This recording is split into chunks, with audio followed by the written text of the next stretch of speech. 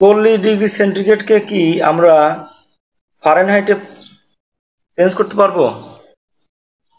পারবো। কিভাবে? আমরা কি জানি ফর্মুলা, সি হলো সেন্টিগ্রেড, সি বাই হলো 5 equal to F minus 32 divided by 9। এটা হলো ফর্মুলা। এই ফর্মুলা দিয়ে আমরা 40°C কে খুব সহজে ফারেনহাইট বানাতে পারবো। কিভাবে? আমি যদি এইখানে একটু করি, তাহলে সি আমার কত 40 আর নিচে কত 5, আর এইখানে F মাইনাস 32 নিচে কত 9। তাহলে কি হবে আমার, এই 40 into 9 divided by 5 equal to F minus 32।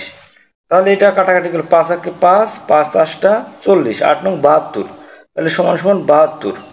তাহলে F সমান কি হবে, এই 32 ওপাশে চলে যাবে, 72 যোগ 32, তাহলে কত হবে 72 যোগ 32 সমান সমান 104